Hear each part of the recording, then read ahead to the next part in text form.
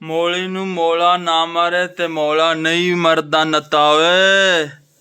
आज की वीडियो इसी के बारे में है कि किस तरीके से खजूरों को हम आज छांगते हैं, यानी इसकी तराश व खराश करते हैं। क्योंकि जिस तरह आप पौधों की तराश व खराश करते हैं तो फिर उससे जो है वो उनके तने भी मज़बूत हो जाते हैं और उसके साथ साथ जो है वो अच्छे तरीके से फलते फूलते हैं। सिर्फ पौधों ही की तराश व खराश नहीं करनी चाहिए बल्कि इंसानों की भी करनी चाहिए, और वक्त के साथ साथ कुछ चीज़ों की तराश खराश करना बहुत ज़रूरी हो जाता है। क्योंकि कभी कभी ऐसी चीज़ें होती हैं, जिस तरह दरख्तों की कुछ टहनियाँ होती हैं ना, हम उसको काट देते हैं ताकि दरख्त अपनी सिमत की तरफ मूव करे और मज़बूत हो उसका तना। इसी तरीके से इंसान कभी कभी ऐसी गलतियाँ सरजद हो जाती हैं जो कि उसको अपनी लाइफ में से निकाल बाहर करना चाहिए। अच्छा, इस चीज़ों को तराशना खराशना किसी इंसान को सबसे पहले जो करता है ना, वो उसके वालिदैन करते होते हैं। तो आज मैं इसको भी काटने जा रहा हूँ। आप ये देख सकते हैं, ये बैक साइड के ऊपर है, ये सहन के अंदर है और ये 5-6 खजूरें हैं और काफ़ी बड़े दरख्त हैं।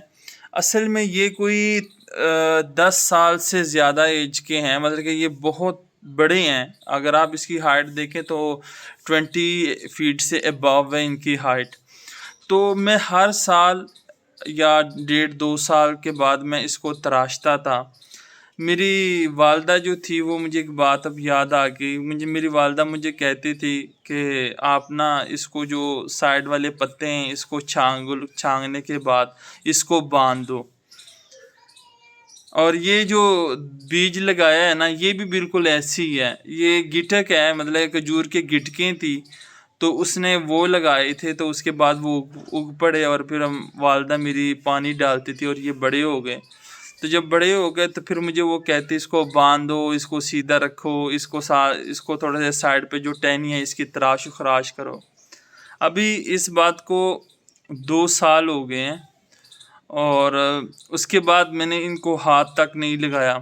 तो आज फर्स्ट टाइम है और कुछ चीज़ें ऐसी होती हैं कि आपको याद आ जाती हैं कि जब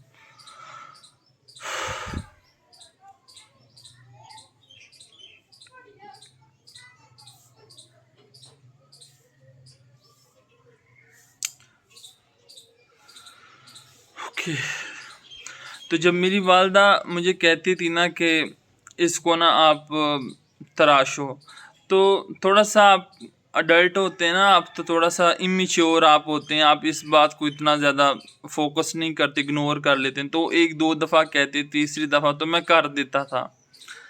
आज उनके बगैर जो है वो देखो,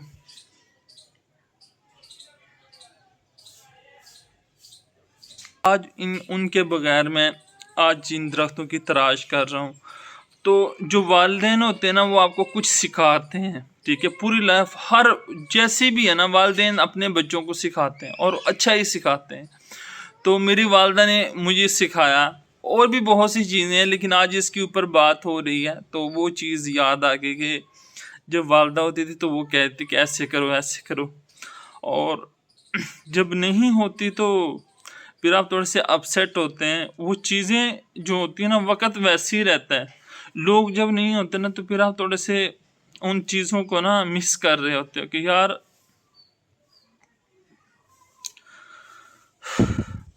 यार एक आवाज़ ऐसी होती ना कि जो मुझे कहती यार ये काम करो। वो जो आवाज़ है ना, वो सुनाई आपको नहीं देती। तो आप सीख जाते हैं लाइफ के अंदर। तो आज इन खजूरों की टहनियों को मैंने काटना है। आपको मैं कुछ चीज़ें बताऊंगा जो कि मैंने सीखी भी हैं, और हर कोई ऐसा कर सकता है। ज़रूरी नहीं कि आप किसी माली को, मैं माली को भी बुला लेता हूँ गार्डन के लिए, ऐसे कोई बात नहीं है। लेकिन चाहिए ये कि आप कुछ चीज़ों को अपने हाथों से करो, और अगर आपके बच्चे हैं तो आप उनसे अपने हाथों से करवाओ। इससे उनके अंदर जो वर्किंग है, एफर्ट है, काम करने की जो मुशक्क़त या कोशिश है, वो एक लगन पैदा हो जाती है और वो फिर करते चले जाते हैं वही काम। तो आप बजाय इसके, ठीक है, अगर आप किसी को बुलाते हैं ये थोड़ा सा आपको एहतियात करना पड़ता है, लेकिन आप सिखा सकते हैं। थोड़ा सा मैच्योर हो बच्चा तो وہ کر سکتا ہے، میل فیمیل کوئی ایسا ایشو نہیں ہے۔ تو دو چیزیں آپ نے کرنی ہے، ایک تو یہ ہے کہ یہ جو کھجور کا درخت ہوتا ہے نا اسپیشلی، ان کے پتے بالکل کانٹوں کی طرح ہوتے ہیں، اور جب یہ چھپتے ہیں تو کافی دیر تک آپ کو جلن ہوتی ہے اسی جگہ پہ۔ تو پہلے آئز کا ڈسٹینس بنا کے رکھیں پودے سے، یعنی آپ اگر ٹہنی کو پکڑتے ہیں تو آپ کا جو ہیڈ ہے اس کے درمیان ڈسٹینس ہونا چاہیے۔ اور سیکنڈ، جب آپ کاٹتے ہیں نا تو ایک ہاتھ سے جو ہے وہ ٹہنی پکڑیں، یا اگر نہیں بھی پکڑنا تو دور سے جو ہے، اگر کلہاڑی ہے یا گنڈاسا ہے یا کچھ بھی ہے تو آپ اس کی مدد سے دور سے جو ہے نا وہ اس کو ہٹ کریں، ٹھیک ہے؟ تو اس سے وہ جو ٹہنی ہے وہ بھی کٹ جائے گی اور آپ بھی سیف رہیں گے، اور اکٹھے ایک ایک ٹہنی کر کے آپ کاٹتے جائیں اور اس کو سائڈ پہ رکھتے جائیں۔ تو اس سے یہ ہوگا کہ جو ڈیمیج ہوں گے، جو چپنے کا خطرہ ہوتا ہے یا جو کانٹا لگنے کا خطرہ ہوتا ہے، وہ ختم ہو جاتا ہے۔ یہ بہت ایفرٹ والا کام ہے، محنت والا کام ہے، اس کو کرتے ہیں اور آہستہ سے کرتے ہیں بالکل ریلیکس ہو کے، تو اس میں آپ کو بڑا مزہ آتا ہے۔ تو میں اب کیمرے کو بیک سائڈ پہ کرتا ہوں اور دکھاتا ہوں کہ میں کس طریقے سے اس کی ٹہنیوں کو جو ہے وہ چھانکتا ہوں اور کس طریقے سے پھر اس کو ہم ریڈی کرتے ہیں۔ میں اس کھجور کی صفائی کرنے والا ہوں، اور آپ یہ دیکھ سکتے ہیں یہ بہت بڑی کھجور ہے، اور اس کے جڑ کے پاس سے نا یہاں پہ کچھ نئی کھجوری جو ہیں یہ اگی ہوئی ہیں، جس طرح آپ یہ دیکھ سکتے ہیں اس کی جڑ میں سے۔ پھر یہاں پہ بھی کھجور ہے، ٹھیک ہے؟ یہ دیکھیں، یہ پوری کھجور جو ہے یہ دیکھیں یہ بڑی ہو گئی ہے، اور اس طریقے سے یہ کھجور بالکل جو بڑی والی کھجور ہے یہ دیوار کے ساتھ ہی ہے۔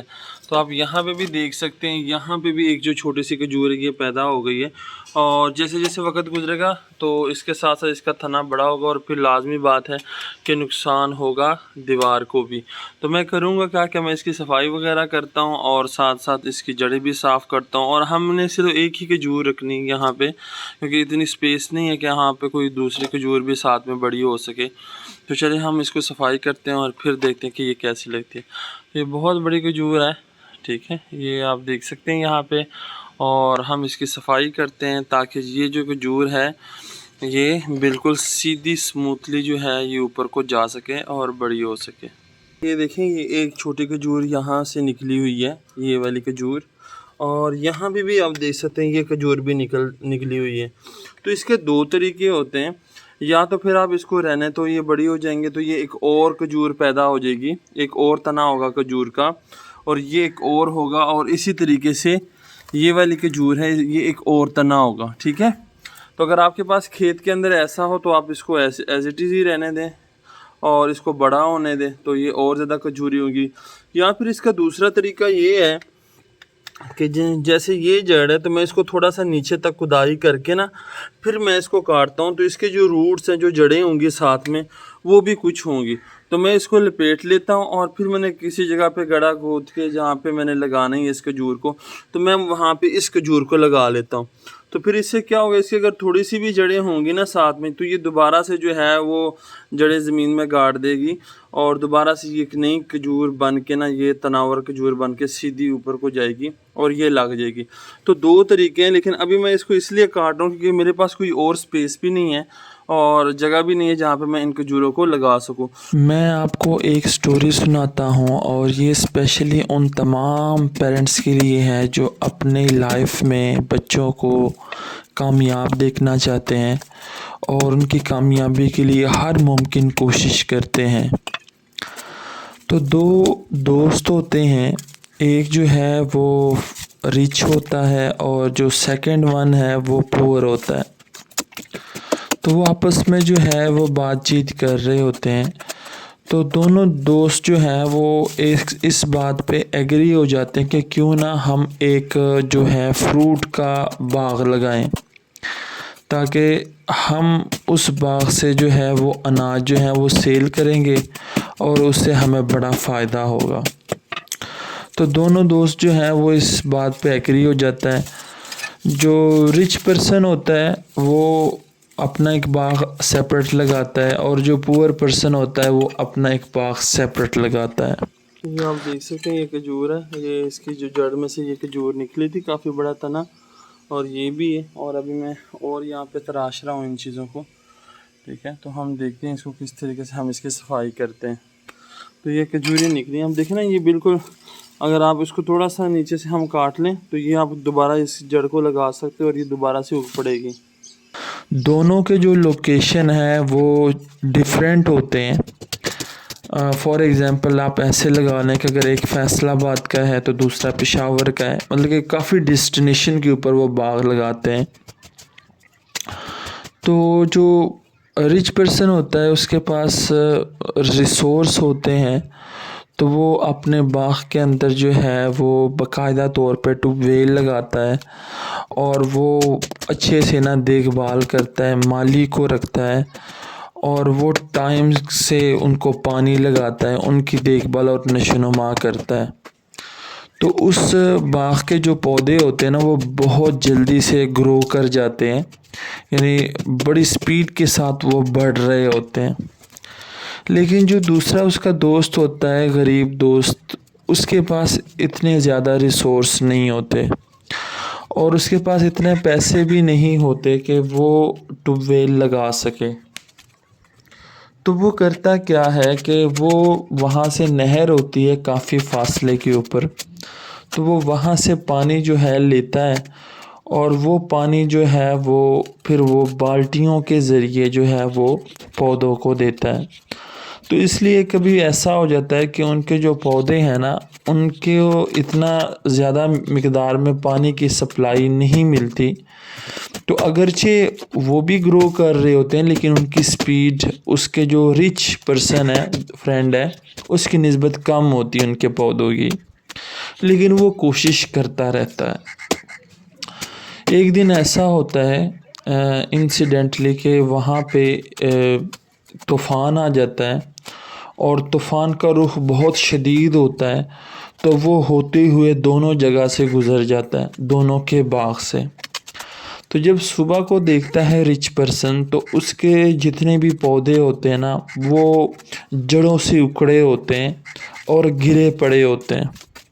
لیکن جو پور پرسن ہوتا ہے, یعنی جو اس کا غریب دوست ہوتا ہے, وہ جب صبح باغ میں جاتا ہے تو اس کے پودے جو ہیں وہ ویسے ہی سلامت صحیح حالت میں ہوتے ہیں.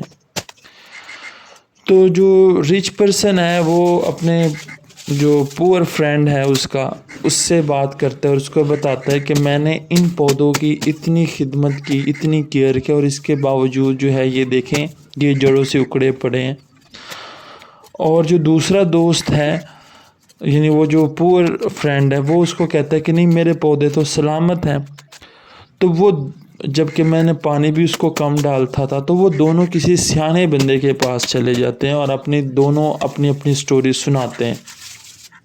تو وہاں پہ وہ شخص اس کو کہتا ہے, جو رچ پرسن ہے اس کو کہتا ہے کہ اگرچہ تمہارے پاس ریسورس تھے, جب تم ان کو پانی زیادہ مقدار میں لگاتے تھے تو ان پودوں کی جڑیں زمین کے اندر ڈیپلی وہ اندر تک نہیں گئی بلکہ اوپر ہی جڑیں ان کی پھیلتی رہی. تو جیسے ہی وہ سخت آزمائش آتی گئی یا وہ طوفان آیا تو اس کی وجہ سے ان کو اکھاڑ کے آپ کے پودوں کو پھینک دیا اس طوفان نے. لیکن یہ جو پور پرسن ہے وہ پانی کم لگاتا تھا, اگرچہ اس کے پاس ریسورس نہیں تھے, لیکن نیچرلی طور پہ اس کے جو روٹس تھے وہ گہرائی کے اندر زمین کے اندر دھنس گئے تھے اور اس لیے اس کے پودے اتنے زیادہ طوفان کے اندر بھی بچ گئے. تو بات کرنے کا مقصد یہ ہے کہ لائف کے اندر جو ہے وہ سم ٹائم ہم بڑی ایفرٹ کرتے ہیں اور ایفرٹ کرنے کے بعد ان کا ہمیں کچھ رزلٹ نہیں ملتا, اور سم ٹائم ہم کم ایفرٹ کرتے ہیں اور اس کا رزلٹ ہمیں زیادہ ملتا ہے. تو بائی دا نیچر اور اللہ تعالیٰ کی طرف سے یہ تمام چیزیں ہوتی ہیں. آپ کا کام ہے محنت کرنا, اپنے بچوں کی کیئر کرنا, حفاظت کرنا, ان کو پراپر وے سے ان کو ٹرین کرنا, ان کو چیزیں بتانا, اور باقی چیزیں آپ نے اللہ پہ چھوڑ دینی ہیں.